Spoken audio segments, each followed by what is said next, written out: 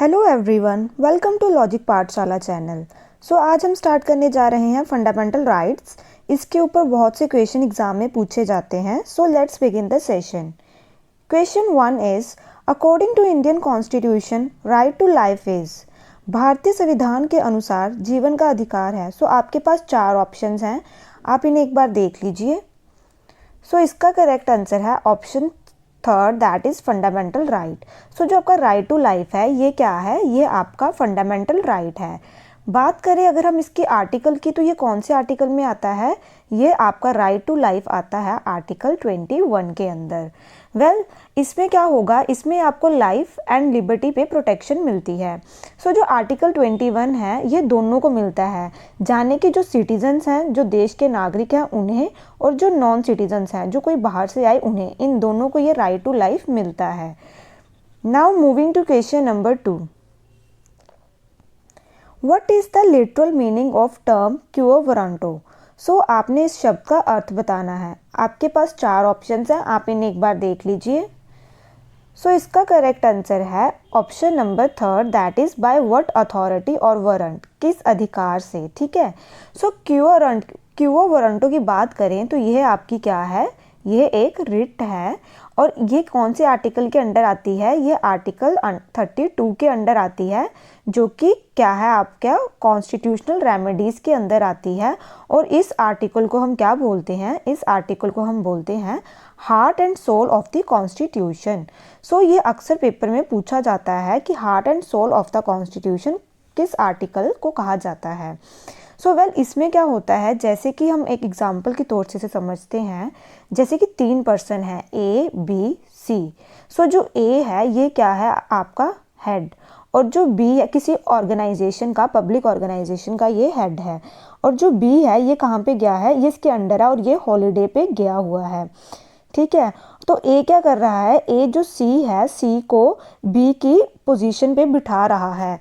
जब क्या होगा, बी वापस आएगा तो वह क्या करेगा? वह सी को कहेगा कि वह उसकी पोजीशन को अब छोड़ दे, वह वापस आ गया है। अगर उस टाइम पे सी इस चीज़ को मना करता है और कहता है कि मुझे ए ने इस पोजीशन पे बिठाया है, तो जो बी है ये क्यूओ वारंटो कर सकता है, यह रिट डाल सकता है। ठीक है। Now moving to question number 3. Which one of the following can be provided under RTI Act 2005, Right to Information Act 2005? आपके पास 4 ऑप्शंस हैं, आप इन्हें एक बार देख लीजिए। इसका करेक्ट आंसर है option number C, that is its D, that is information relating to cabinet papers recording deliberation of council of ministers. हम राइट टू इन्फॉर्मेशन की बात को समझेंगे। राइट टू इन्फॉर्मेशन में क्या है? इसमें क्या होता है, इसमें कुछ रूल्स एंड रेगुलेशंस होते हैं। जैसे कि अगर आप जानना चाहते हैं कि कोई भी गवर्नमेंट ऑफिस कैसे काम कर रहा है, तो आप राइट टू इन्फॉर्मेशन के तहत ये चीज़ जान सकते हैं, और इस चीज़ की इन्फॉर्मेशन आपको विद इन 30 डेज प्रोवाइड की जाती है। जो आपका राइट टू इन्फॉर्मेशन है, इसने किसको रिप्लेस किया था? इसने रिप्लेस किया था आपका फ्रीडम ऑफ इंफॉर्मेशन 2002 को। ठीक है। लेकिन अगर राइट टू इन्फॉर्मेशन में अगर हमें किसी की लाइफ या लिबर्टी की बात है, तो उसमें क्या होगा, उसमें 48 आवर्स के अंदर अंदर आपको इन्फॉर्मेशन प्रोवाइड की जाएगी। जो राइट टू इन्फॉर्मेशन है, ये पास हुआ था आपका 15 जून 2005 में, और इसकी जो कमेंसमेंट हुई थी, मतलब जो ये लागू हुआ था, वह आपका हुआ था 12 अक्टूबर 2005 को। Now moving to question number 4। Preventive detention means. आपके पास 4 ऑप्शंस हैं, आप इन्हें एक बार देख लीजिए। इसका करेक्ट आंसर है option number third, that is detention without interrogation. Preventive detention में क्या होता है आपका कि आप कि किसी मतलब पर्सन को विदाउट इंटेरोगेशन उसको अरेस्ट किया जाता है। जैसे कि सपोज करो, एक हमारे पास पुलिस है और एक इंसान है, सस्पेक्टेड पर्सन है, ठीक है, जिसके ऊपर शक है। तो ये क्या कर सकती है? पुलिस इसे अरेस्ट कर सकती है। इसको जो प्रिवेंटिव डिटेंशन के अंडर, इसको वह 3 मंथ्स के लिए इसे अरेस्ट किया जा सकता है। लेकिन अगर वह चाहते हैं कि इसे 3 मंथ से ज़्यादा देर के लिए अरेस्ट करना है, तो उसके लिए इन्हें परमिशन लेनी पड़ेगी, किसकी? एडवाइजरी बोर्ड की। ठीक है। Now moving to question number 5. Consider the following statement. The Article 20 of the Constitution of India state that no person shall can be convicted for any office except for the violation of law in force at the time of commission of the act charged as an offence. And the second one is the Article 21 of the Constitution of India state that no person shall be deprived of his life and personal liberty except according to the procedure established by law. So ये आपके पास दो statements हैं. सो इन्हें हम discuss करते हैं. जो first statement है इसमें जैसे कि फॉर एग्जांपल कोई पर्सन है, कोई डेट ले लेते हैं हम, जैसे कि सपोज 10 जनवरी है और टाइम हो रहा है आपका 9 बज रहे हैं. सो इस टाइम पे एक इंसान ने क्राइम कर दिया, तो उससे क्या होगा, उस इंसान को उस लॉ के अकॉर्डिंग जो उस टाइम पे कोई लॉ बना होगा उसके अकॉर्डिंग उसे सज़ा मिलेगी. लेकिन अगर सोचो, अगर उस टाइम पे एक न्यू लॉ बन जाता है इसी टाइम के ऊपर, तो क्या होगा, उस पर्सन को फिर उस लॉ के अकॉर्डिंग वह सज़ा दी जाएगी. ठीक है. सेकंड स्टेटमेंट क्या बोल रही है आपकी आर्टिकल, तो यह स्टेटमेंट आपकी ठीक है. Article 21 of the constitution of India state that no person shall be deprived of his life and personal liberty. जैसे कि मैंने आपको बताया है आर्टिकल 21 में क्या किसके बारे में बात की जाती है, पर्सनल लाइफ एंड लिबर्टी के बारे में. तो वह उनको उससे उनको वंचित नहीं रखा जा सकता. ठीक है. सो ये स्टेटमेंट भी आपकी करेक्ट है. So both statements are correct. So इसका आंसर होगा option number C. Which one of the following writs examines the functioning of subordinate court. So आपके पास 4 ऑप्शन है, आप इन्हें एक बार देख लीजिए. सो इसका करेक्ट आंसर रहेगा option number C, that is certiorari. अगर हम बात करें इसकी, तो यह भी एक रिट है. इसमें क्या होता है, जैसे कि हाई कोर्ट ने ऑर्डर जारी कर दिया है या कोई रिजल्ट दे दिया है, तो सुप्रीम कोर्ट उस ऑर्डर को ख़त्म कर सकती है.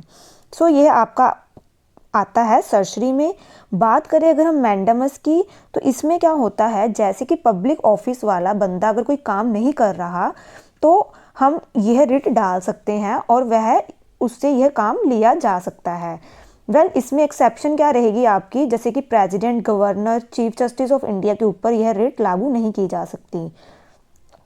बात करें हैबियस कॉर्पस की, तो इसका मतलब होता है वी हैव अ बॉडी में जैसे कि आपके पास बात की गई है सुप्रीम कोर्ट और हाई कोर्ट के बारे में.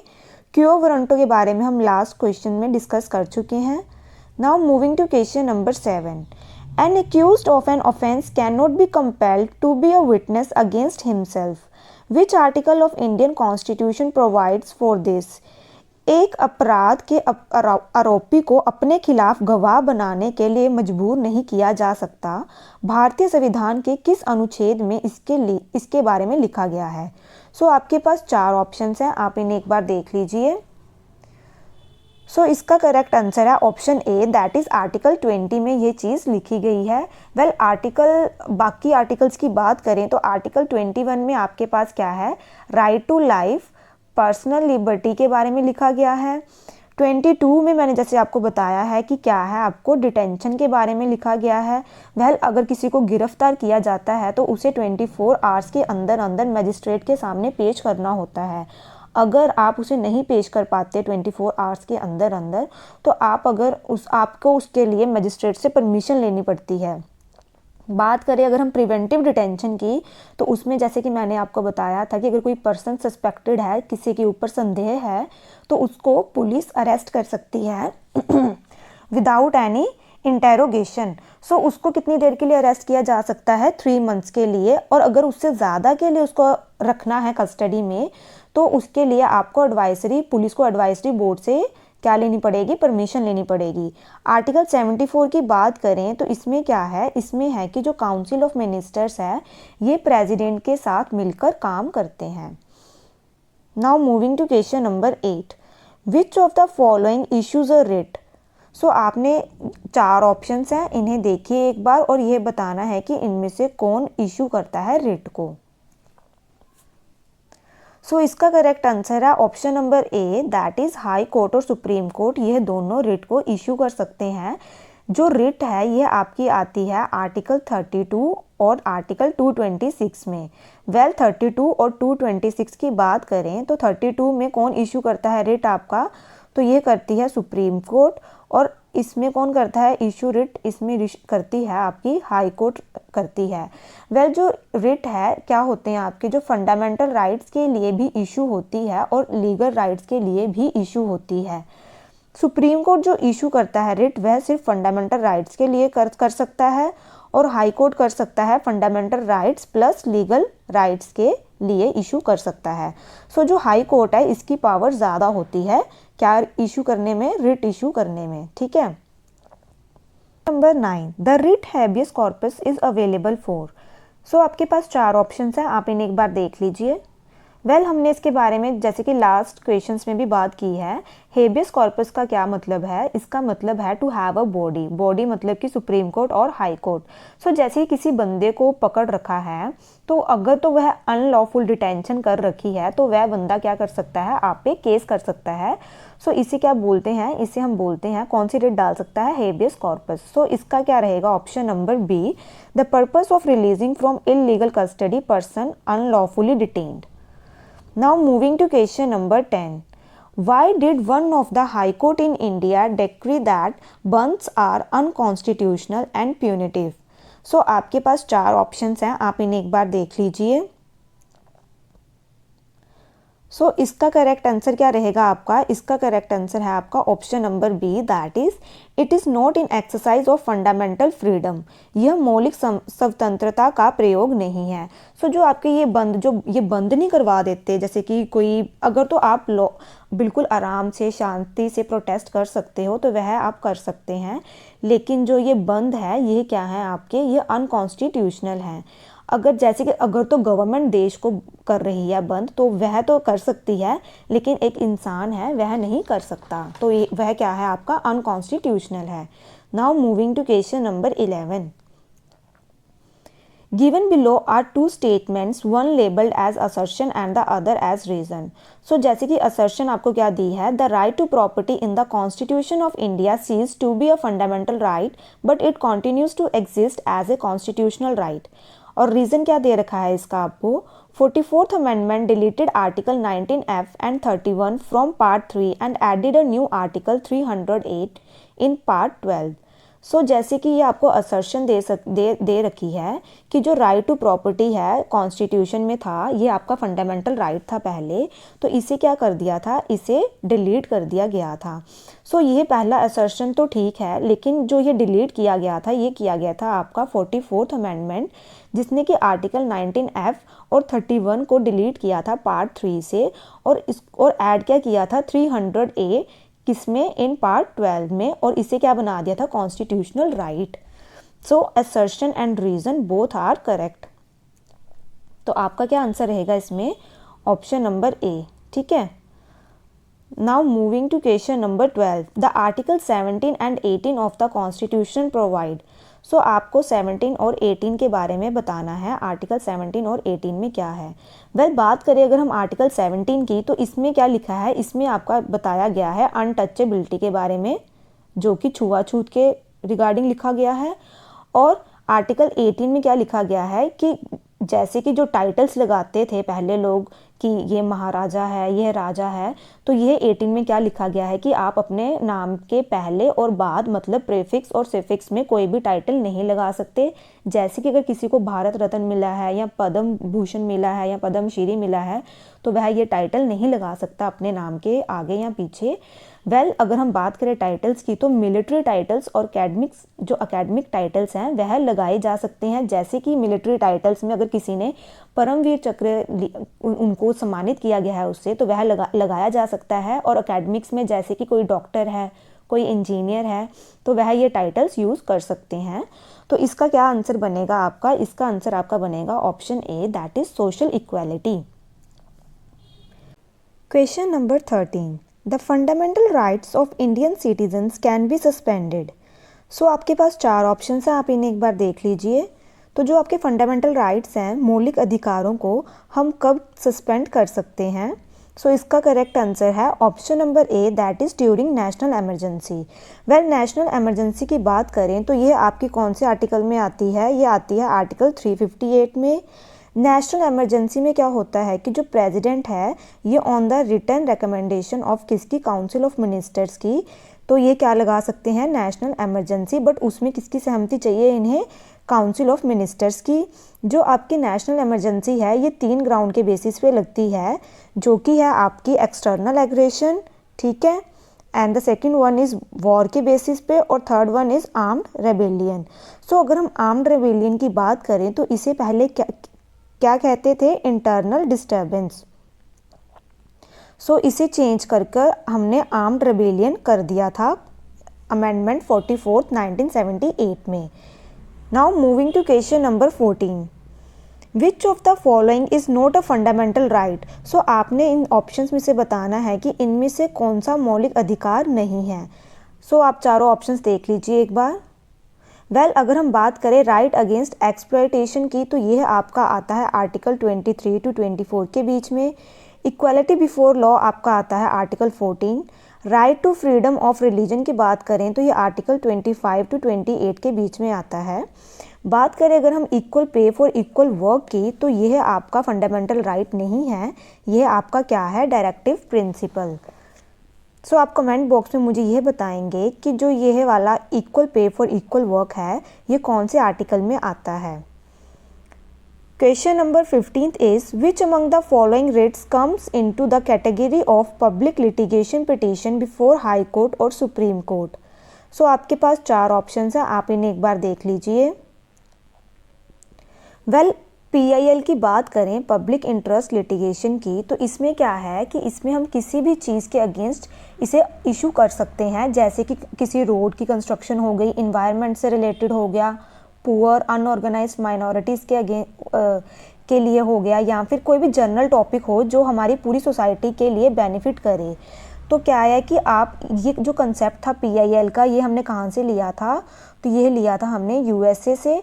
और जो पर्सन था जिन्होंने ये स्टार्ट करी थी PIL इंडिया में, तो उनका नाम क्या था, तो उनका नाम था आपका justice PN Bhagwati. So it is very important, ये अक्सर पेपर में पूछा जाता है कि ये किन्होंने स्टार्ट की थी। तो इसका करेक्ट आंसर क्या रहेगा आपका, option number D, that is against a journal topic. Now moving to question number 16, Right to Education Act 2002 was introduced to help which of the following groups of society? So आपके पास 4 options है, आप इन्हें एक बार देख लीजिए। Right to education की बात करें तो यह आपकी अमेंडमेंट हुई थी, कौन सी, 86th अमेंडमेंट, जो कि 2002 में हुई थी। राइट टू एजुकेशन जो है, ये जो एक्ट है, ये आपका right to education fundamental rights में भी लिखा गया है, इसके बारे में फंडामेंटल ड्यूटीज़ में भी और DPSP में भी। अगर हम फंडामेंटल राइट्स की बात करें तो इसमें आर्टिकल 21A में इसके बारे में लिखा गया है, जिसमें कि 6 to 14 ईयर्स के बच्चों को फ्री एजुकेशन प्रोवाइड करना। फंडामेंटल ड्यूटी की बात करें तो ये 11th ड्यूटी ऐड ऑन हुई थी आफ्टर अमेंडमेंट। और DPSP की बात करें तो इसमें क्या लिखा है, 0 से 6 साल के बच्चों को फ्री एजुकेशन प्रोवाइड करेगी, किसकी रिस्पॉन्सिबिलिटी है, स्टेट की रिस्पॉन्सिबिलिटी है। सो इसका करेक्ट आंसर क्या होगा, option number A, that is children of the age of 6 to 14 years. Question number 17, of the various grounds below, which discrimination by the state is not prohibited in Article 15 of the Constitution? सो आपने यह बताना है कि जो article 15 है इसमें कौन सा नहीं आता, इसमें कौन सी प्रोहिबिशन नहीं आती।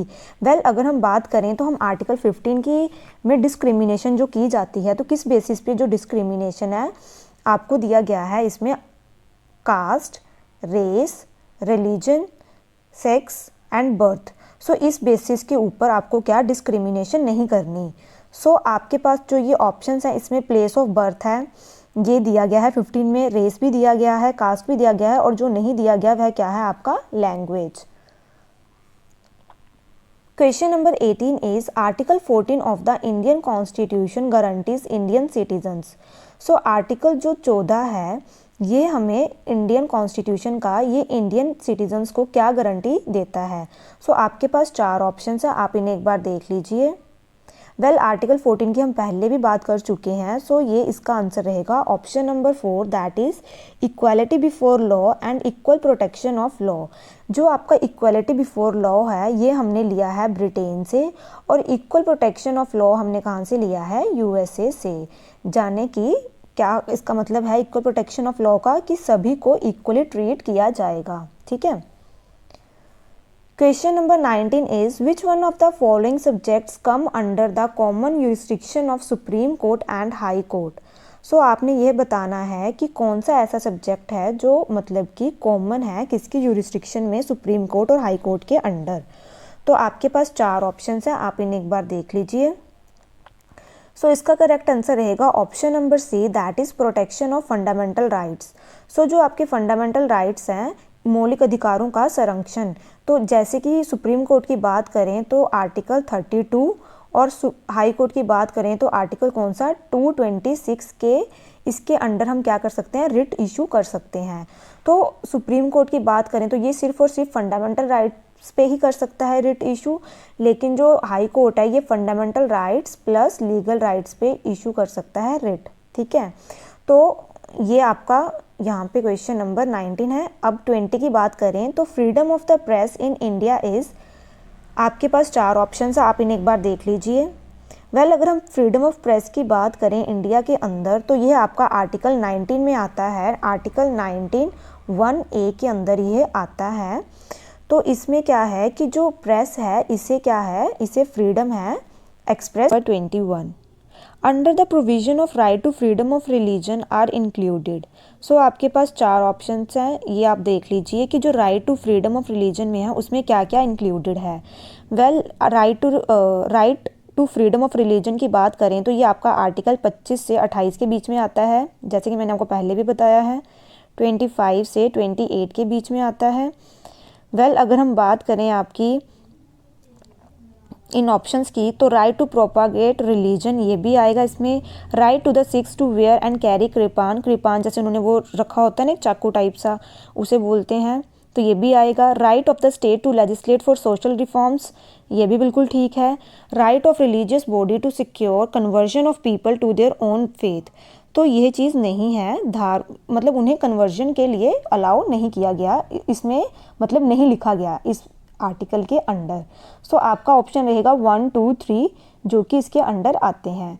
सो इसका क्या आपका ऑप्शन बनेगा, option number A. Now moving to question number 22, which amendment to the constitution inserted article 21A providing right to education in the constitution. तो यह आपका कौन सा अमेंडमेंट आया था, तो यह आपकी अमेंडमेंट हुई थी 86th अमेंडमेंट 2002, जिसमें कि राइट टू एजुकेशन को आर्टिकल 21A के तहत में इंसर्ट किया गया था, जो कि 6 to 14 ईयर्स के बच्चों को क्या है, फ्री एजुकेशन प्रोवाइड करना है। Question number 23 is which one of the following is not a fundamental right. So इसमें से कौन सा फंडामेंटल राइट नहीं है। वेल राइट टू इक्वालिटी की बात करें तो आर्टिकल 14 है। राइट अगेंस्ट एक्सप्लॉयटेशन की बात करें तो 23-24 के बीच में आता है। राइट टू रिलीजियस फ्रीडम की बात करें तो 25 to 28 के बीच में आता है। लेकिन right to strike is not a fundamental right, तो ये आपको कोई भी फंडामेंटल राइट नहीं है, मौलिक अधिकार नहीं है। तो इसका करेक्ट आंसर आएगा option number C, that is option number 3rd। Question number 24 is which one of the following courts is responsible for the enforcement of fundamental right. So ये क्वेश्चन तो अब आप सभी को आना चाहिए, तो इसका आंसर क्या रहेगा, option number A and B, that is supreme court और हाई कोर्ट दोनों ही क्या है, इन्फोर्स कर सकते हैं क्या, फंडामेंटल राइट्स को। ठीक है। Now moving to question number 25, right to privacy comes under. तो जो आपकी राइट टू प्राइवेसी है ये कौन से आर्टिकल के अंडर आती है, तो यह आपकी आर्टिकल 21 के अंडर आती है, जिसके अंदर हमने पर्सनल लिबर्टी के बारे में भी बात करी थी। सो वेल आज का सेशन यहाँ पे ख़त्म होता है। अब हम डिस्कस कर लेते हैं जो कल वाले क्वेश्चंस थे। तो पहला क्वेश्चन पूछा था आपसे कि objective of social justice articulated in constitution, तो ये कहाँ था, ये आपका है इसका आंसर प्रीएम्बल। सेकंड क्वेश्चन था कि जो वैल्यू ऑफ इंडियन डेमोक्रेसी ये कहाँ देखी जाती है, तो ये आपके प्रीएम्बल में देखी जाती है। तो यह आपका इसका आंसर रहेगा प्रीएम्बल। डिस्कस कर लेते हैं। कल वाले क्वेश्चन में मैंने आपसे पूछा था कि objective of social justice articulated in constitution, तो कहाँ पे है, ये आपके प्रीएम्बल में। वैल्यू ऑफ इंडियन डेमोक्रेसी ये कहाँ पे आपकी देखी जाती है, तो ये आपके प्रीएम्बल में देखी जाती है ये भी। थर्ड क्वेश्चन ये था कि जो प्रीएम्बल है इसको किसने प्रपोज किया था बिफोर ड्राफ्टिंग कमेटी, तो यह आपका किया था जवाहरलाल नेहरू जी ने। तो यह आपके आंसर हैं। आज के क्वेश्चंस हैं आपके, विच of the following was the biggest source for the constitution of India. Second question is the supreme court of India was setup by the. Third question is in which amendment the word socialist, secular, unity and integrity of the nation were added to the preamble of the constitution of India। तो ये आपका क्या है, word. तो इनका आप मुझे answer comment box में बताएंगे। Thank you so much for watching this session.